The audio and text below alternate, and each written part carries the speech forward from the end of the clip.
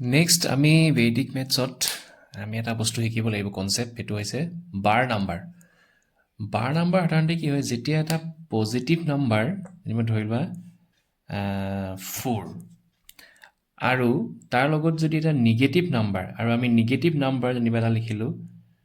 Negative নাম্বাৰটো কেনেকৈ লিখা হয় বেদিক মেথছত, যেনিবা 7টো লিখিছোঁ, ওপৰত যদি মই এই বাৰ চিনটো দি দিওঁ তেতিয়া আমি এইটো এটা নিগেটিভ নাম্বাৰ বুলি ক'ম, অৰ্থাৎ এইটো -7 ধৰি লোৱা, ঠিক আছে। অৰ্থাৎ এটা পজিটিভ +4, এটা নিগেটিভ -7, দুইটা যেতিয়া লগ লাগি থাকিব তেতিয়া আমি এইটো কি বুলি ক'ম, এইটো ক'ম এই বাৰ নাম্বাৰ। কি নাম্বাৰ বুলি ক'ম? বাৰ নাম্বাৰ। গতিকে বেদিক মেথছত আমি এনেকুৱা বাৰ নাম্বাৰ পাম। আৰু বাৰ নাম্বাৰ পালে আমি নেক্সট ষ্টেপটোত কি কৰিম, নেক্সট ষ্টেপটোত আমি কেনেকৈ লিখিম, যেনেকৈ আমি এইমাত্ৰ অলপ আগতে আগৰটো ভিডিঅ'ত মই তোমালোকক কৈছিলোঁ, যিটো বেলেঞ্চিং ৰুলটো যেতিয়া আমি এপ্লাই কৰিম, আমি কেনেধৰণে পিছৰ লাইনটো লিখিম, ঠিক সেইদৰে যেতিয়া আমি এনেকুৱা বাৰ নাম্বাৰ পাম, bar number is a mixture of positive and negative number in Vedic mathematics. So' সেই বাৰ নাম্বাৰটো পিছৰ লাইনটো আমি লিখিম কেনেকৈ, তাৰ এটা ৰুল আছে, অল ফ্ৰম 9 লাষ্ট ফ্ৰম 10, অৰ্থাৎ শেষৰটো 10ৰ পৰা কিন্তু বাকীবিলাক 9ৰ পৰা। তোমালোকে এনেকৈ কৈ দিলে তোমালোকে বুজি নাপাবা। ৰুলটো হৈছে কি, অল ফ্ৰম 9 বাট, এটা আহিছে নাই, বাট লাষ্ট ফ্ৰম 10, এই ৰুলটো আমি ইউজ কৰিব লাগিব বাৰ নাম্বাৰ ক্ষেত্ৰত, ঠিক আছে।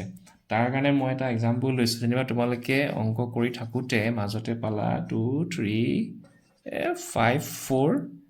আৰু এনেকৈ বাৰ পাই গ'লা, ঠিক আছে। তোমালোকে বুজি পালা যে বাৰ মানে কি, দুইটাৰ ওপৰত কি আছে, তেনেহ'লে দুইটাই নিগেটিভ নাম্বাৰ, মানে 5 আৰু 4। তো আমাৰ ৰুলটোৱে কি কৰে যে all from 9 but last from 10, সেইটো মই ক'ম বাৰু, তাৰ আগতে আৰু এটা বস্তু কৈ লৈছোঁ। যেতিয়া আমি এনেকুৱা বাৰ নাম্বাৰ পাম, কাৰণ ইয়াত পজিটিভ নাম্বাৰো আছে 23, নিগেটিভো আছে, তো গতিকে যেতিয়া পজিটিভ নিগেটিভ এনেকৈ পাম, পিছৰ লাইনটো লিখিবলৈ সদায় মন কৰিবা যে য'লৈকে তোমাৰ এই বাৰ চিনডাল আছে তাৰ আগৰ যিটো ডিজিট সেইটো 1 কমি যাব, আৰু বাকীখিনি আমি যেনেকৈ আছে এইফালে লেফ্ট হেণ্ড ছাইডত সেইখিনি তেনেকৈ লিখিম,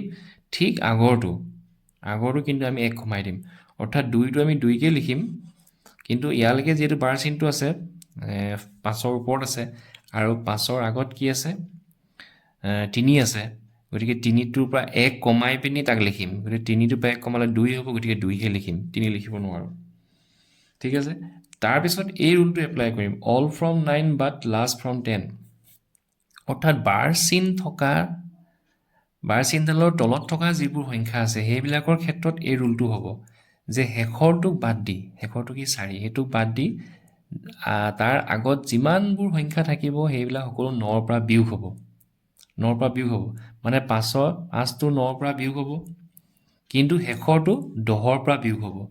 এইটো কথা, ঠিক আছে। গতিকে 9ৰ পৰা 5 বিয়োগ কৰিলে কিমান হ'ব, 4, আৰু 10ৰ পৰা 4 বিয়োগ কৰিলে কিমান হ'ব, 6, অৰ্থাৎ ফাইনেল আমাৰ আনচাৰটো কিমান হ'ব, এইটো হ'ব, কথাটো সেইটো, ঠিক আছে। ঠিক আছে, মই অলপ দীঘল এটা লৈছোঁ যেনিবা, ক'ৰবাত এনেকৈ পালোঁ 2 3 5 4 7 8, এতিয়া এনেকৈ আছে,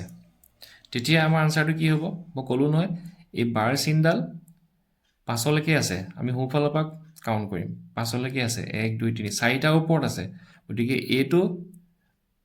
9 পৰা বিয়োগ হ'ব, 5টো, এই 4টো 9 পৰা বিয়োগ হ'ব, লিখা আছে অল ফ্ৰম 9 বাট লাষ্ট, অকল লাষ্টটোৱে 10ৰ পৰা বিয়োগ হ'ব, 7টো 9ৰ পৰা বিয়োগ হ'ব, কিন্তু 8টো 10ৰ পৰা বিয়োগ হ'ব, এইটো। আৰু এটা ৰুল আছে কি, যে এই একেবাৰে শেষৰ সোঁফালৰ পৰা কাউণ্ট কৰি শেষৰটো সংখ্যা যিটোৰ ওপৰত বাৰ চিনটো আছে তাৰ আগৰ যিটো সংখ্যাটোত 1 কমি যাব, গতিকে 2, 3ৰ পৰা 1 কমিলে 2 হ'ল, 9ৰ পৰা 5 বিয়োগ হ'ল 4,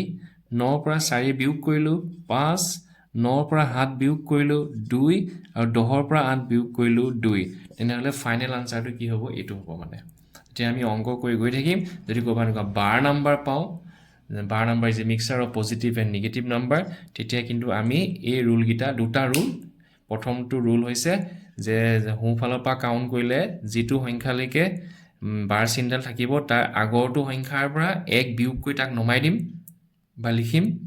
আৰু 2 নম্বৰ ৰুলটো হৈছে যে বাৰ চিনডালৰ তলত থকা সংখ্যাবোৰৰ ক্ষেত্ৰত শেষৰটোক বাদ দি বাকীবিলাকৰ ক্ষেত্ৰত 9ৰ পৰা বিয়োগ হ'ব কিন্তু শেষৰটো 10ৰ পৰা বিয়োগ হ'ব ঠিক আছে তো বৈদিক মেথছৰ আৰু এটা ভিডিঅ' এতিয়া শেষ কৰিছোঁ আজিলৈ আহিছোঁ বাই বাই থেংক ইউ ঠিক আছে 12 নম্বৰৰ ক্ষেত্ৰত মই তোমালোকক কেইটামান কুৱেশ্যন দিওঁ মানে প্ৰেক্টিছ কৰিবৰ কাৰণে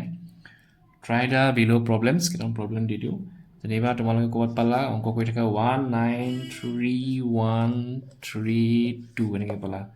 আৰু এই 132 ওপৰত বাৰ আছে তেতিয়া আমি পিছৰ লাইনটো কেনেকৈ লিখিম সেইটো মোক লাগে আনচাৰ তাৰপিছত আৰু এটা দি দিওঁ 94905 এইটো পিছৰ লাইনটো আমি কেনেকৈ লিখিম সেইটো মোক তোমালোকে ক'বা আৰু এটা মই দি দিওঁ 177510 আৰু 510 ওপৰত বাৰ চিনডাল আছে তেনেহ'লে এইটো পিছৰ লাইনটো বা আনচাৰটো কি হ'ব এইকেইটা তোমালোকক প্ৰব্লেম দিলোঁ তোমালোকে মোক কৰি পিনি দিবা বুলি আশা থাকিল বাই বাই